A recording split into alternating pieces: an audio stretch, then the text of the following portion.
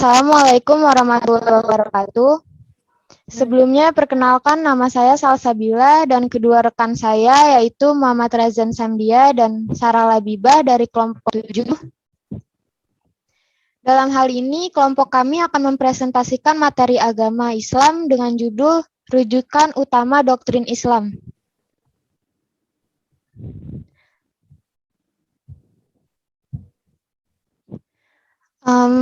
Di slide pertama ada pengantar. Sebelum kita perlu mengenal berita supaya kita dapat memperoleh berbagai informasi. Namun, kita tidak bisa menelan mentah-mentah berita tersebut tanpa kita cari tahu terlebih dahulu sumbernya. Oleh karena itu, kita harus tabayun dalam menerima sebuah berita. Terus, tabayun itu apa sih? Jadi, tabayun ini memiliki arti mencari kejelasan mengenai sesuatu hingga jelas dan benar keadaannya. Kemudian alasan kita harus tabayun dalam menerima sebuah berita itu untuk menghindari penyebaran berita palsu. Lalu bagaimana cara mengatasi penyebaran berita palsu tersebut?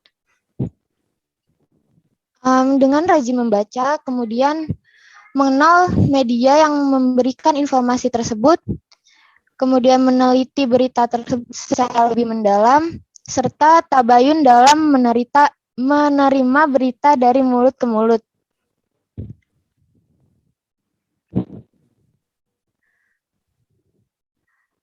Kemudian ada pentingnya mengenal sebuah agama.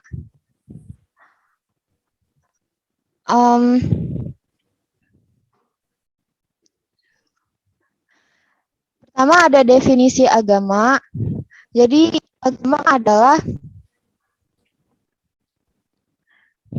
agama adalah ajaran atau sistem yang mengatur tata keimanan dan peribadatan kepada Tuhan Yang Maha Kuasa yang disertai dengan tata kaidah yang berhubungan dengan pergaulan manusia dengan manusia lainnya ataupun dengan lingkungannya.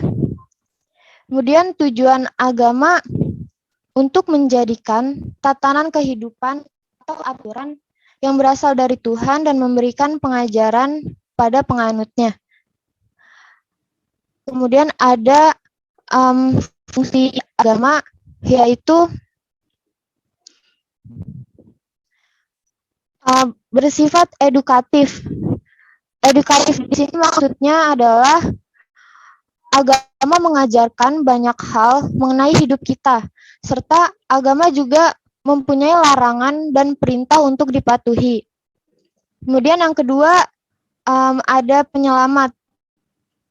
Penyelamat di sini maksudnya di balik larangan dan perintah yang harus kita patuhi, agama menginginkan kita untuk selamat di dunia dan juga di akhirat. Kemudian yang ketiga ada pendamai. Dengan agama, seseorang yang bersalah atau berdosa dapat mencapai kedamaian batin melalui tuntunan agama seperti bertobat, pensucian, atau penebusan dosa. Yang terakhir ada social control atau aturan pada sebuah agama tentunya akan mengawasi setiap tindakan kita supaya kita tetap berada di jalan yang benar.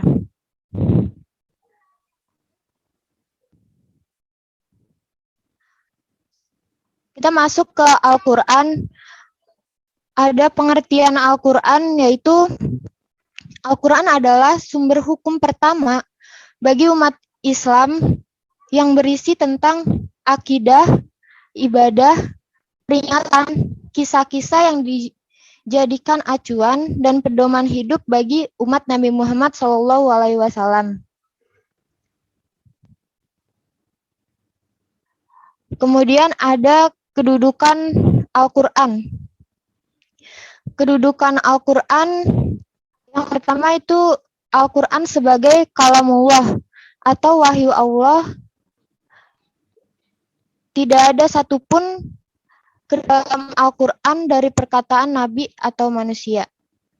Yang kedua, kedudukan Al-Quran yang utama adalah sebagai sumber ilmu dan referensi utama dari penentuan hukum-hukum agama Islam.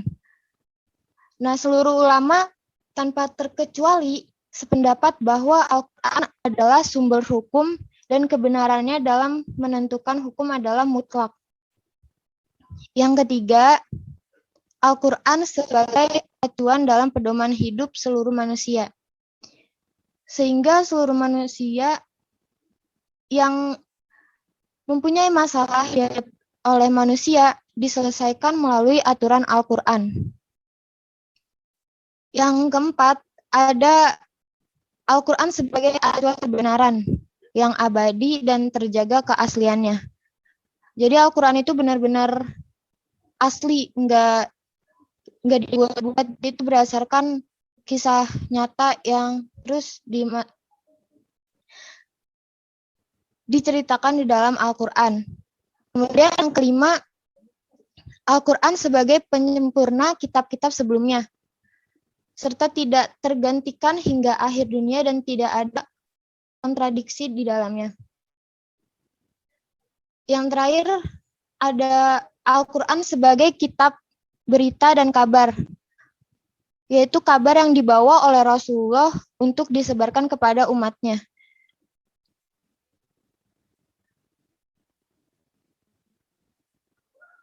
Slide selanjutnya akan dijelaskan oleh Sarah Labibah.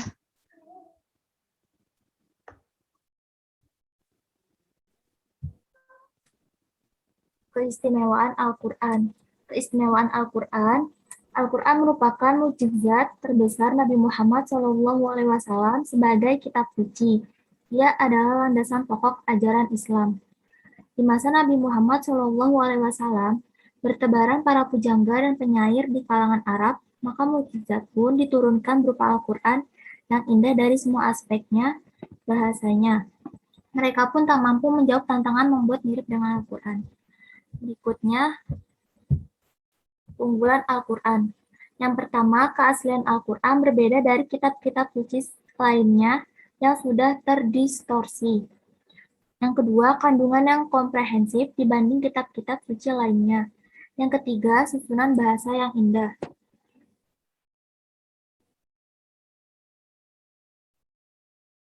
Maksud dari penjelasan ketiganya ialah Al-Quran sebagai penyempurna kitab-kitab suci sebelumnya sebagai kitab suci terakhir, yang mana segala hal yang ada dalam kitab-kitab sebelumnya ini ada dalam Al-Quran. Selanjutnya, fungsi Al-Quran. Yang pertama, petunjuk bagi manusia.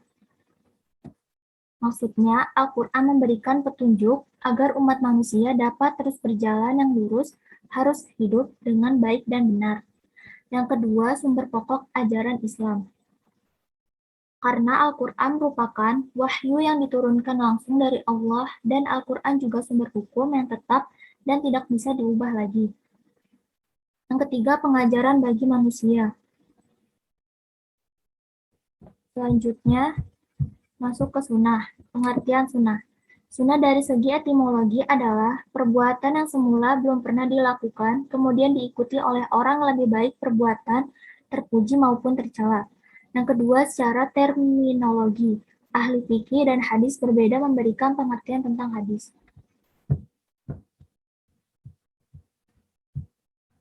Berikutnya, keistimewaan sunnah. Menurut para ahli hadis, sunnah sama dengan hadis, yaitu sunnah suatu yang dinisbahkan oleh Rasulullah SAW, baik perkataan, perbuatan maupun sikap beliau tentang suatu peristiwa.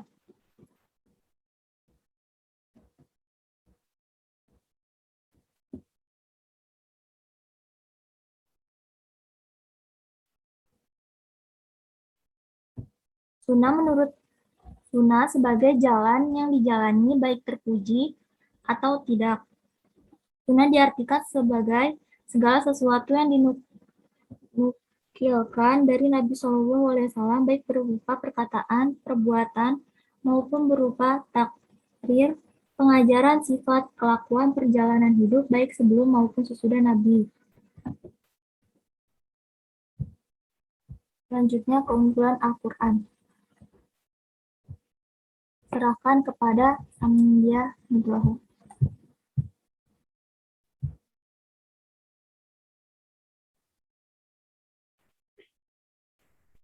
Jadi keunggulan sunnah itu menjelaskan ayat-ayat yang sulit untuk ditafsirkan, menjelaskan secara terperinci tentang suatu ibadah yang tata caranya tidak dijelaskan di dalam Al-Quran. Seperti sholat misalnya, sebagai sumber hukum kedua bagi umat Islam.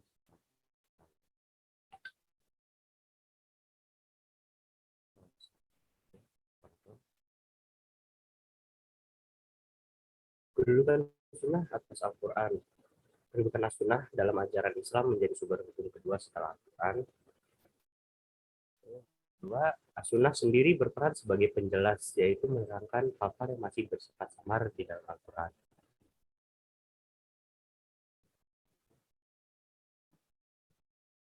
Lalu kita masuk ke pembagian hadis. Dari segi periwayatannya, hadis mutawatir. Dari segi periwayatannya, hadis dibagi dua, yaitu hadis mutawatir dan hadis ahad. Pengertian hadis mutawatir yaitu kata mutawatir menurut lughat ialah tapi yang berarti beriringan atau berturut-turut antara satu dengan yang lain. Sedangkan menurut istilah ialah suatu hasil hadis tanggapan panca indera yang diriwayatkan oleh sejumlah besar rawi yang menurut kebiasaan mustahil mereka berkumpul dan bersepakat untuk dusta. Hadis mutawatir ini dibagi tiga. Yang pertama ada hadis mutawatir lafzi. Apa sih hadis mutawatir lafzi itu? Hadis mutawatir lafzi adalah hadis yang lafaz-lafaz para perawi itu sama, baik hukum maupun maknanya. Lalu yang kedua ada hadis mutawatir maknawi. Hadis mutawatir maknawi ialah hadis yang berlainan bunyi, lafaz dan maknanya, tetapi dapat diambil dari kesimpulannya atau satu makna yang umum. Tiga, kita punya hadis mutawatir amali. Hadis mutawatir amali ialah sesuatu yang mudah dapat diketahui bahwa hal itu berasal dari agama dan telah mutawatir di antara kaum muslimin bahwa Nabi melakukannya atau memerintahkannya untuk melakukan atau serupa dengan itu. Lalu yang kedua kita punya hadis ahad. Hadis ahad menurut istilah para ahli hadis itu ialah hadis yang tidak berkumpul adanya syarat-syarat mutawatir. Hadis mutawatir dibagi tiga. Yang pertama, hadis masyhur. Hadis masyhur ialah hadis yang diriwayatkan oleh 3 orang atau lebih serta belum mencapai derajat mutawatir. Hadis yang kedua adalah hadis aziz. Hadis aziz ialah hadis yang diriwayatkan oleh 2 orang. Walaupun 2 orang rawi tersebut terdapat pada satu tabakoh saja. Kemudian setelah itu orang-orang pada meriwayatkannya.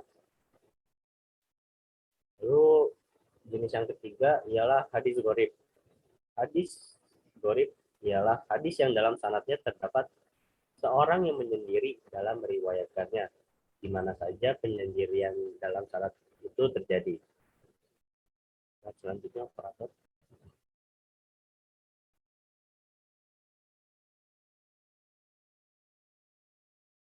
Dari segi kualitas sanad dan matannya. Para ulama membagi hadis ahad dalam 3 tingkatan, yaitu hadis sahih, hadis hasan, hadis dhaif. Pada umumnya para ulama tidak mengemukakan jumlah rawi, dan keadaan matan dalam menentukan pembagian hadis-hadis tersebut menjadi hadis sahih, hasan, dan dhaif. Yang pertama kita punya hadis sahih. Apa sih hadis sahih itu? Hadis sahih ialah hadis yang dinukil atau diriwayatkan oleh rawi yang adil, sempurna ingatan, sanadnya bersambung-sambung, tidak berilat dan tidak janggal. Hadis sahih ini dibagi 2, yaitu hadis sahih lil zatihi dan hadis sahih lil ghairihi. Pertama saya akan menjabarkan hadis sahih lil zatihi. Hadis sahih lil zatihi ialah hadis yang sanadnya bersambung-sambung, diriwayatkan oleh orang yang adil, sempurna hafalannya dari orang-orang sekualitas dengannya hingga akhir sanad, tidak janggal dan tidak mengandung cacat yang parah. Lalu jenis yang kedua adalah Sahih lil ghairi. Apa sih Sahih lil ghairi itu? Sahih lil ghairi itu adalah hadis yang keadaan rawi-rawinya kurang hafid dan dobit, tetapi mereka masih terkenal orang yang jujur, hingga karenanya berderajat hasan, lalu didapati padanya dari jalan lain yang serupa atau lebih kuat. Hal-hal yang dapat menutupi kekurangan yang menimpanya itu. Lalu kita punya hadis hasan. Hadis hasan adalah hadis yang dinukilkan oleh orang yang adil yang kurang sedikit kedobitannya, bersambung-sambung sanadnya sampai kepada Nabi Shallallahu Alaihi Wasallam dan tidak mempunyai ilat serta syadz. Menurut Ibnu Salah, hadis hasan itu dibagi jadi dua. Yang pertama ada hasan lil zatihi. Hasan lil zatihi ialah berita hadis yang terkenal para perawinya tentang kejujuran dan amanahnya, tetapi hafalan dan keteguhan hafalannya tidak mencapai derajat para perawi hadis sahih. Lalu jenis hadis yang kedua ialah hasan lil ghairihi. Hadis yang sanadnya tidak sepi dari seorang yang tidak jelas perilakunya atau kurang baik hafalannya dan lain-lainnya. Selanjutnya operator.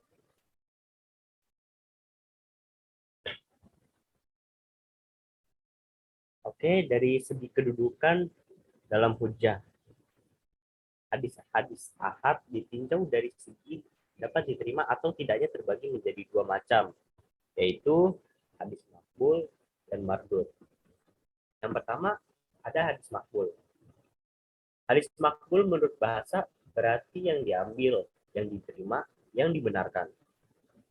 Sedangkan menurut urf muhaddisin, hadis makbul ialah hadis yang menunjuki suatu keterangan bahwa Nabi Muhammad SAW menyabdakannya.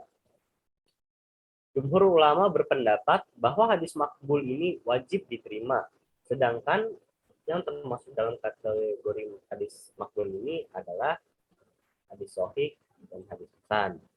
Jadi penjelasan sudah saya jelaskan. Ya. Lalu yang kedua kita punya hadis mardud. Apa sih hadis mardud ini? Mardud menurut bahasa sendiri ialah artinya itu yang ditolak, yang tidak diterima. Sedangkan menurut urf muhaddisin ialah hadis yang tidak menunjuki keterangan yang kuat akan adanya dan tidak menunjuki keterangan yang kuat atas ketidakadaannya. Tetapi adanya dengan ketidakadanya kesamaan ini, jadi hadis mardud adalah semua hadis yang telah dihukum dhaif.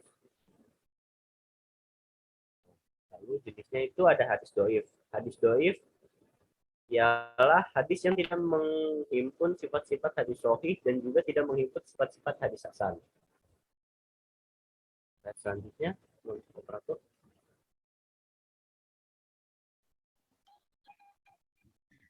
Sekian presentasi dari kelompok kami. Kurangnya mohon maaf. Wassalamualaikum warahmatullahi wabarakatuh.